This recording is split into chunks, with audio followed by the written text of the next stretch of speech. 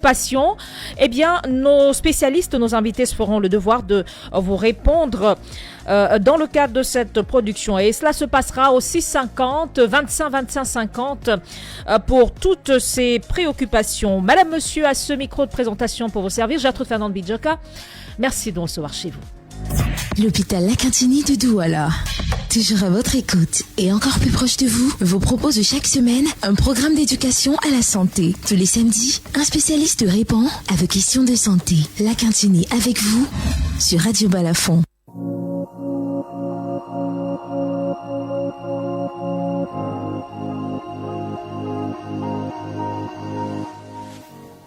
Non pas un spécialiste, mais deux pour ce matin. Le docteur Serge Wadna, que je m'en vais tout de suite accueillir. Il est médecin anesthésiste, réanimateur urgentiste en service à l'hôpital La Quintini de Douala. Bon matin, bonne et heureuse année, docteur.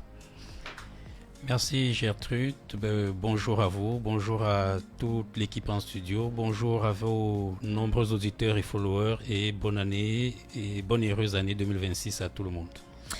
Il est juste en face de vous, un peu décalé sur le côté. Lui, c'est le docteur Landry Quinfac, médecin généraliste, qui nous fait le plaisir d'être des nôtres ce matin. Bonne et heureuse année, Doc. Bonjour Gertrude, merci beaucoup. Bonne année à vous, bonne année à toute l'équipe de Radio Balafon et bonne année à tous nos chers auditeurs. Avec vous, on l'a dit, nous parlons d'urgence adulte. C'est davantage le bilan de fin d'année et les perspectives. Docteur Wadna, vous étiez déjà des nôtres samedi dernier, en tout cas l'an dernier, on était en 2025. Là, nous sommes en 2026. Alors, docteur, dites-nous... ça vous fait quoi? On a véritablement le sentiment d'être passé à une année après? Merci Gertrude. Avant de prendre la parole et de répondre à vos questions, permettez-moi de saluer, de rendre hommage à notre directeur de l'hôpital La Quintini, le docteur Marie-Solange Ndom Ebongue, de rendre également un hommage au PDG de Radio Balafon, Cyril Bojiko, qui tous deux nous offrent cette plateforme pour informer, sensibiliser et éduquer les populations de Douala sur les questions médicales.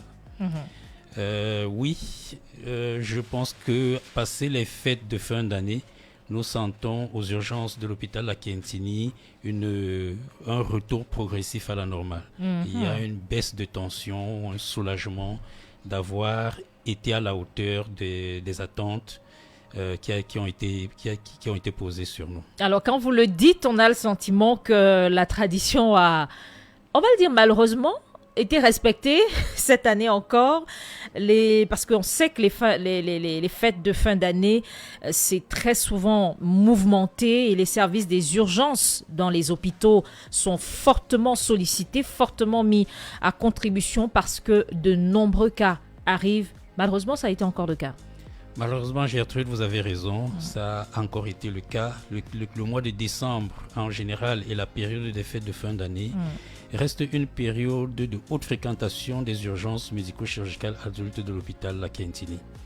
Et tenez, je peux vous donner quelques chiffres. D'accord, et ce sera d'ailleurs très important pour davantage, on va dire quoi, mesurer, palper l'ampleur de ce qu'aura été cette sortie de l'année 2025.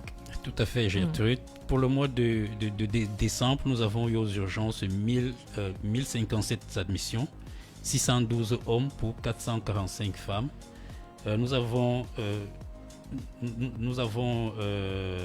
des patients qui provenaient des différentes formations sanitaires de la ville et des patients environ 759 qui provenaient directement de leur domicile. Pour la seule période allant du 24 au 1er du 24 décembre 2025 au 1er janvier 2026, nous avons eu 256 patients, dont 42 qui sont arrivés pour des accidents de circulation et presque autant pour des agressions diverses.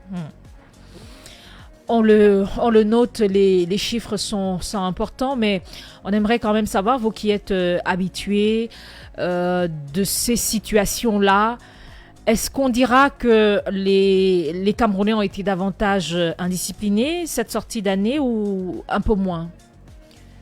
Les chiffres sont à peu près les mêmes. Ça n'a pas beaucoup changé. Ça n'a pas beaucoup changé par rapport aux années précédentes. Donc on dira que les Camerounais aiment la fête. Malheureusement, j'allais dire, ne savent pas pondérer leur joie et leur bonheur pendant cette période. Docteur Kinfok, dites-nous, quel est le rôle d'un médecin généraliste, particulièrement au niveau du service des urgences, dans cette mouvance-là où ça bouge beaucoup, ça monte, ça descend, il faut courir parce que c'est urgent. Quel est le rôle que joue le médecin généraliste à ce niveau? Alors, merci de me passer la parole. Avant de commencer, je voudrais réitérer ce que mon collègue a dit, parce que c'est très important de le dire. Envoyer mes remerciements à Madame la directrice, le directeur de l'hôpital général, de l'hôpital Akintini, ainsi qu'au PDG de Radio Balafon pour cette opportunité de partager et d'édifier la population de Douala dans ce cadre convivial. Alors, le médecin généraliste, comme son nom l'indique, c'est un généraliste, c'est l'omnipraticien. C'est celui qui doit avoir une vue d'ensemble sur toutes les conditions qui se présentent à l'hôpital. Surtout, et c'est surtout très important au niveau des services des urgences parce qu'on reçoit de tout. On reçoit des accidentés, des urgences médicales, des patientes gravides, qui sont enceintes, des enfants. Donc, en tant que médecin généraliste aux urgences, tu dois pouvoir identifier rapidement sur le point de contact, sur le premier point de contact du malade. C'est toi qui dois pouvoir identifier la condition du malade, pouvoir la stabiliser rapidement et faire en sorte qu'il voit le spécialiste approprié pour sa condition le plus vite possible.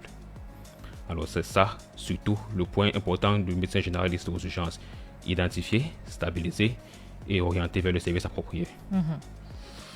C'est peut-être des situations ou alors des périodes de l'année, en tant que spécialiste, Dr Ngwana, auxquelles on est habitué. Mais s'il fallait parler d'une difficulté particulière ou alors des difficultés particulières qui sont des vôtres pour la prise en charge, ce serait quoi?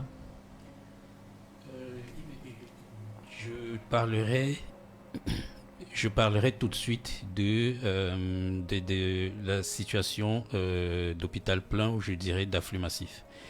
En cette période de fin d'année, la fréquentation des urgences augmentant, il nous est arrivé d'être parfois en situation d'urgence intra-hospitalière, c'est-à-dire des situations au cours desquelles la demande en soins, l'afflux des patients devient supérieur à l'offre des soins. Et comment à l'hôpital Lakintini de Douala on s'en sort? En ce moment, à l'hôpital Lakintini de Douala, nous allons déclencher le plan blanc, le plan d'afflux massif à l'hôpital. Il s'agira en ce moment d'optimiser toutes les ressources médicales immédiatement disponibles et de mobiliser les autres ressources médicales, matérielles, financières en réserve. Donc c'est un plan qui existe déjà à l'hôpital Lakintini. Donc c'est une situation que nous avons rencontrée en cette période de fin d'année. L'autre difficulté que nous rencontrons aussi vient dans la communication parfois avec les patients ou les familles des patients. Malheureusement, aux urgences, nous devons encore nous améliorer dans ce domaine. Nous devons communiquer davantage. Parfois, nous avons la tête plongée dans le guidon. Nous sommes tellement concentrés sur le patient que nous oublions que des patients, des familles attendent parfois les familles des patients. Familles des patients attendent le retour. Ils veulent comprendre ce que vous faites quand vous montez, vous descendez, vous connectez ici, vous piquez là-bas. Ils veulent comprendre. Tout à fait, Gertrude. Et je pense que c'est peut-être ça qui est à l'origine de quelques difficultés que les familles peuvent rencontrer au sein de les tensions qui peuvent naître entre... Je peux vous assurer que c'est parfois juste un problème de communication. Ils ont l'impression que les patients sont négligés, que pas du tout. La prise en charge est optimale. Elle se fait sous la coordination parfois de Madame le directeur qui vient personnellement superviser cette prise en charge et qui s'assure que le maximum est fait pour chaque patient. La devise de Lakintini étant le patient d'abord. D'accord. Docteur Ngwana, tout à l'heure, vous avez donné quelques chiffres. On a pu prendre le pouls de ces fêtes de fin d'année comme elles se sont présentées au niveau de l'hôpital La Cantine de Douala. Est-ce qu'il y a des décès à déplorer? Malheureusement, au cours de cette période, effectivement, nous avons eu à déplorer une dizaine de décès. Seulement pour le réveillon du 31 au 31 décembre au 1er janvier, nous avons eu à déplorer 4 décès, dont deux patients arrivés décédés et un patient qui est décédé d'un accident vasculaire cérébral hémorragique massif et un deuxième qui est décédé dans un syndrome d'une détresse respiratoire, forte difficulté respiratoire, probablement secondaire à une tuberculose. Et là, il n'y a pas eu quelque chose à faire, malheureusement. Malheureusement, les soins qui ont été initiés pour leur venir en aide n'ont pas suffi pour stabiliser leur état et pour les transférer au service de réanimation. Docteur Kenfak, dites-nous, en cas d'urgence, quel est le circuit? Parce que c'est toujours bon à savoir. Hein? On ne sait pas quand une urgence nous tombe dessus ou sur un proche à nous. Alors, si on se rend à l'hôpital La Cantine de Douala, quel est le circuit de prise en charge à observer? Okay. Alors, c'est vrai que, comme vous avez dit, Gertrude, les urgences, c'est une situation, toute urgence médicale est une situation très stressante pour la famille, pour tout le personnel impliqué. Alors, avec mon expérience, parce qu'il faut se le dire, j'étais dans plusieurs centres, plusieurs formations sanitaires, et je pense que l'administration de l'hôpital La Cantine a rendu le circuit du malade le mieux, le plus facile, le plus intuitif possible. Pour tout patient qui se présente avec une situation urgente, un cas médical à l'hôpital La Cantine, il y a plusieurs postes, que ça commence du portail principal jusqu'au niveau des urgences. Plusieurs postes sont mis à disposition avec des vigiles qui orientent le malade vers le service approprié. Alors, l'administration a jugé bon de séparer en 3 les urgences pour faciliter la prise en charge. Donc, il y a les urgences pédiatriques, les urgences gynécologiques pour les femmes enceintes et un service des urgences adultes pour tout autre patient adulte, soit homme, soit femme. Alors, à l'arrivée où je suis, au service des urgences adultes, le patient il est orienté. Il est vu par un médecin généraliste qui détermine le degré de sévérité de sa condition. Il le codifie. Ça peut être soit on va du code bleu, patient plutôt stable, un code rouge, patient à prendre en urgence, où on doit déployer tout le personnel pour se rassurer qu'il est stabilisé à temps. Lorsque le patient est pris en charge, lorsqu'il est stable, là on fait appel à nos maîtres, les réanimateurs et tous les spécialistes concernés pour une prise en charge plus approfondie. On le sait, avec La Cantine, avec vous, on apprend énormément dans le cadre de cette production. Dites-nous, docteur Kenfak, selon les cas, quels premiers soins peut-on apporter à un patient, par exemple en cas d'accident sur la voie publique, ou en cas d'hémorragie, ou même blessure suite à une bagarre ou toute autre situation qui ressemble à ça? Ok, ça c'est une très bonne question. Avant d'aller à la réponse, je voudrais d'abord féliciter la population camerounaise parce que, de mon expérience, beaucoup d'entre eux sont très courageux, ils ont la main sur le cœur, ils essaient toujours d'aider leurs prochains lorsqu'il y a des situations d'urgence. Mais pas toujours de la bonne façon. Mais pas toujours de la bonne façon, exactement. D'accord. Mais c'est pour ça que je voudrais d'abord les dire, le premier point, lorsqu'on est dans une situation d'urgence, lorsqu'on se retrouve avec un patient instable, un patient accidenté ou post-agression dans une bagarre, première chose s'il vous plaît, prenez soin de vous d'abord. Assurez-vous que vous êtes d'abord vous-même protégé avant d'essayer d'aider votre prochain. Ne soyez pas une victime additionnelle à traiter. Ensuite, lorsque vous êtes sûr que les lieux sont sécurisés, vous partez ce que nous, en tant que médecins aux urgences, on appelle notre ABC, notre BABA de la prise en charge. Vous assurez que le patient, ses voies respiratoires, ça c'est le A, ils sont libres, qu'ils respirent bien. Ensuite, vous rassurez qu'il n'y a rien qui encombrant, ce sont les habits qu'il faut déchirer, on libère l'espace autour de lui. On se rassure qu'il n'y a rien dans les narines, rien dans la bouche, que tout est libre. Et là, maintenant, on peut se concentrer sur les lésions diverses qu'il peut y avoir. S'il y a une plaie qui saigne, le garrot n'est pas vraiment très recommandé. Plutôt, on recommande de mettre une pression, de faire pression sur la plaie elle-même. Ça aide beaucoup mieux et ça évite d'autres complications que le garrot pourrait causer. Alors, lorsqu'on a stabilisé les voies respiratoires, lorsqu'on est sûr que votre malade respire bien et que toutes les lésions ont été bien comprimées, là, on a assez de temps pour amener le patient à l'hôpital où il pourra se faire traiter de manière plus approfondie. Bien sûr. Docteur Guadna, les urgences adultes de l'hôpital La Cantine de Douala ont enregistré ces derniers mois des innovations en termes de matériel, d'équipement, amélioration même du cadre, recrutement aussi et formation du personnel, etc. Quel impact ces innovations ont-elles déjà eu dans la qualité de la prise en charge jusqu'ici? Merci pour la question. On va déjà rappeler quelques innovations qui ont été réalisées par le top management de l'hôpital. Il y a effectivement une réhabilitation des lieux.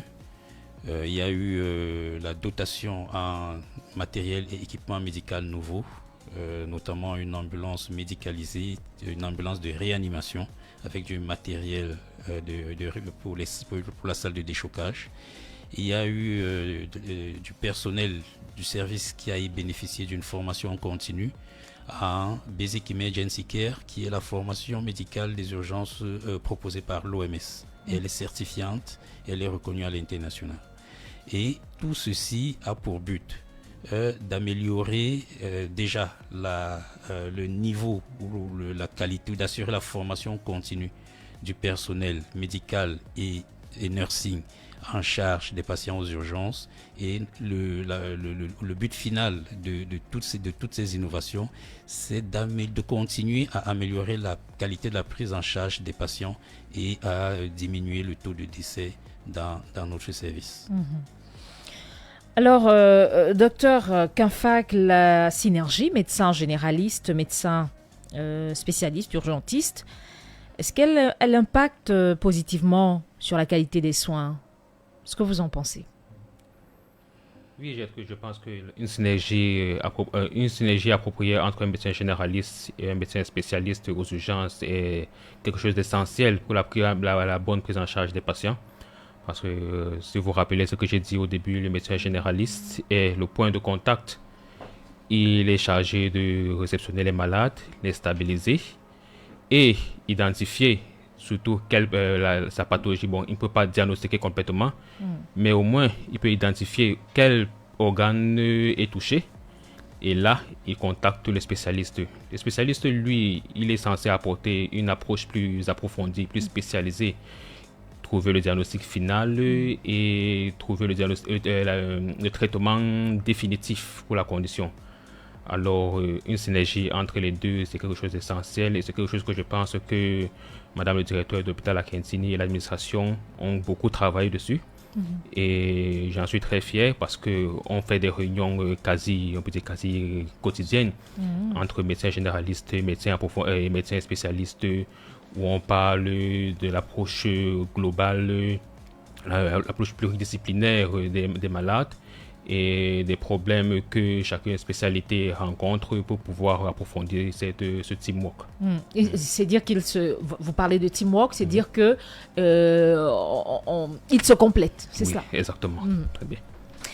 Alors, on s'achemine vers la fin de ce premier numéro de l'an, de l'année 2026. Docteur Guadna, on s'interroge aussi, quelles sont les perspectives à court terme pour une amélioration durable de la prise en charge des patients aux urgences adultes de l'hôpital La Cantine de Douala? C'est vrai, on a noté pas mal d'innovations qui ont été enregistrées ces derniers mois de ce côté, mais puisqu'on sait que à l'hôpital La Cantine de Douala, on est toujours dans une optique d'amélioration permanente, alors on aimerait bien savoir à court terme, c'est quoi les perspectives pour une amélioration durable de la prise en charge des patients aux urgences adultes de l'hôpital La Cantine?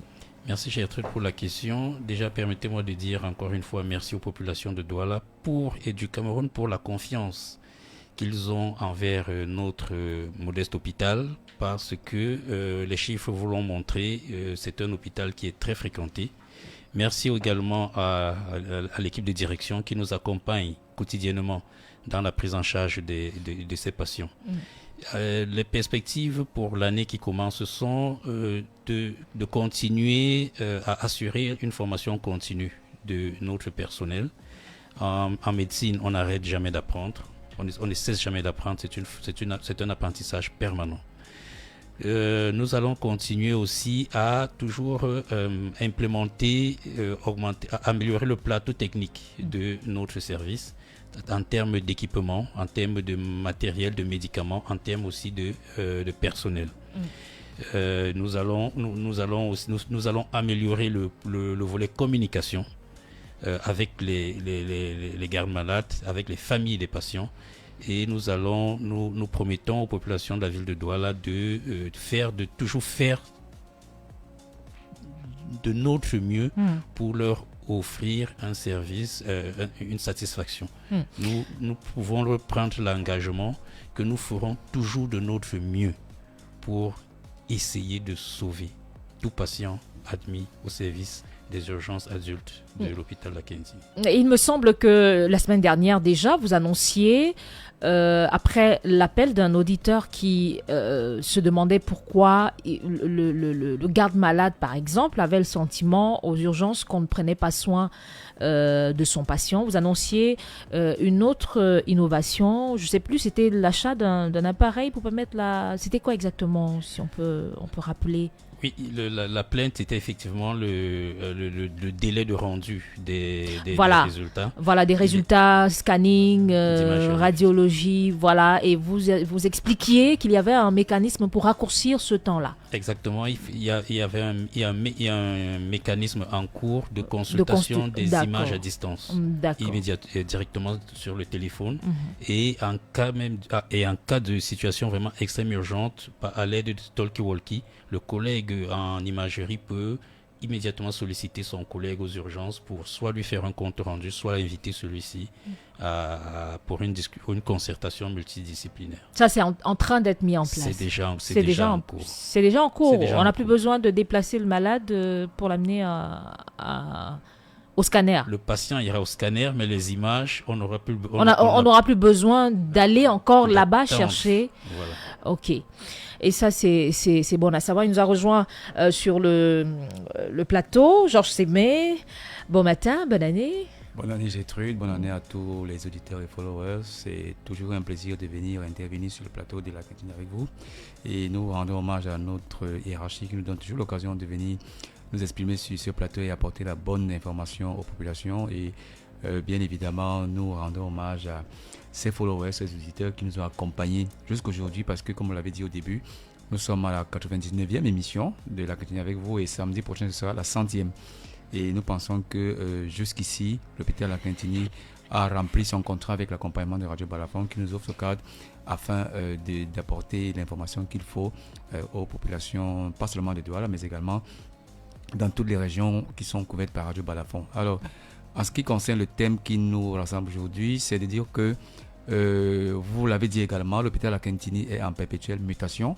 D'ailleurs, c'est sur ce même plateau que samedi dernier, un auditeur appelait de Bangan-Foucan en félicitant d'abord le cadre de propreté générale de l'hôpital Lakentini qui marque, qui frappe toute personne qui y arrive. Mais ce n'est pas tout. La hiérarchie a pris soin de porter les améliorations qualitatives en profondeur. En profondeur, ça veut dire le matériel médical, ça veut dire la formation du personnel, mais surtout l'accueil et la communication bienveillante. Parce qu'au service des urgences, ces 4 éléments sont extrêmement importants. Et lorsque le Dr Ngouad a parlé des innovations, il a certainement oublié de mentionner ce qu'il a fait samedi dernier, c'est de dire que le service des urgences est doté d'un laboratoire intégré désormais, parce que nous avons un département de biologie clinique qui est assez excentré des urgences, mais la hiérarchie a trouvé bon pour qu'il n'y ait plus des longs délais d'attente sur les examens biologiques, d'intégrer un mini-laboratoire au service des urgences. Et actuellement, en plus du projet qui a été cité sur l'imagerie, il y a un ambitieux projet de refondation totale du bloc opératoire qui est en cours. Vraiment, D'accord. si vous y arrivez, c'est un bazar impressionnant. On veut doter l'hôpital Lakentini, le service des urgences de l'hôpital Lakentini, d'un bloc opératoire moderne intégré, ce qui permettra que lorsque un cas extrêmement urgent qui nécessite une opération chirurgicale, on n'a plus besoin d'aller au bloc opératoire qui n'est pas très loin des urgences, qui est tout à côté, mais tout de suite, on prend ce cas-là même aux urgences. Je pense que ce sont des innovations qui apporteront une prise en charge qualitative à l'hôpital Lakentini et bien évidemment la communication qui sera améliorée avec les malades d'abord. Vous avez bien fait de le relever. Parfois, les gardes malades et les malades eux-mêmes sont perdus. Ils ne savent pas à qui s'adresser. C'est normal, l'hôpital Lakentini est extrêmement sollicité. Et parfois, un médecin est en train de s'occuper d'un patient alors qu'un garde malade veut l'information. Nous allons remédier à tout cela. On a mis des talkie-walkie que nous avons déjà afin de communiquer entre nous. Mais surtout, nous avons renforcé les effectifs des hôtesses et des tierces personnels qui pourront, aux côtés des médecins généralistes et des médecins spécialistes, apporter la bonne information à tous ceux qui attendent cette information afin d'être rassurés. Donc, ces innovations ont déjà commencé en 2025, elles vont se poursuivre en 2026 et nous espérons que les populations pourront nous comprendre et que Radio Balafon, à travers ces ondes, nous permettra de renseigner davantage ces populations qui font aujourd'hui de plus en plus confiance à l'hôpital Lakentini. On va sortir peut-être par un dernier mot avec le docteur Kinfak avant de refermer cet autre numéro. Merci Gertrude. C'est vrai que c'est ma première fois dans le studio de Radio Balafon et ça a été une expérience très agréable, je dois le dire. J'aimerais vraiment beaucoup remercier encore Madame le directeur de l'hôpital Lakentini ainsi que le PDG de Radio Balafon pour cette opportunité. Et j'espère vraiment pouvoir être l'un de vôtres encore dans un futur très proche. Très prochainement. Oui, docteur Guadnas, également un dernier mot avant qu'on ne se dise au revoir. Merci Gertrude pour cette opportunité. J'aimerais profiter de vos ondes pour saluer le personnel du service des urgences médico-chirurgicales adultes de l'hôpital Lakentini, tous les médecins, Vous salue. toute l'équipe nursing, tous les brancardiers, toutes les sistaclines, le service de sécurité. Vraiment, merci pour ce travail formidable, cet engagement de tous les jours que vous faites à nos côtés et tout ça pour le bien-être des patients. Merci à tout le monde. Merci également à vous, chers médecins, chers spécialistes. Merci pour tous ces éléments qui nous édifient les uns les autres. Merci Georges Sémé également pour ces précisions. Merci surtout à vous, chers auditeurs, d'avoir été des nôtres. Elle se referme cet autre numéro de Lakentini avec vous. C'était un plaisir pour cette première de l'an, cette première de l'année 2026. Et l'avant-dernier, avant le centième numéro de cette production, ce sera samedi prochain, si Dieu le veut, madame, monsieur. Merci infiniment de rester connectés. Vous le savez, les programmes sur Radio Balafon se poursuivent. Agréable écoute à toutes et à tous. Bon samedi. L'hôpital Lakentini de Douala. Toujours à votre écoute et encore plus proche de vous, vous propose chaque semaine un programme d'éducation à la santé. Tous les samedis, un spécialiste répond à vos questions de santé. Lakentini avec vous sur Radio Balafon. En voiture. Avec Radio Balafon, tous les jours. Balafon. Vous écoutez le plus grand choix de musique.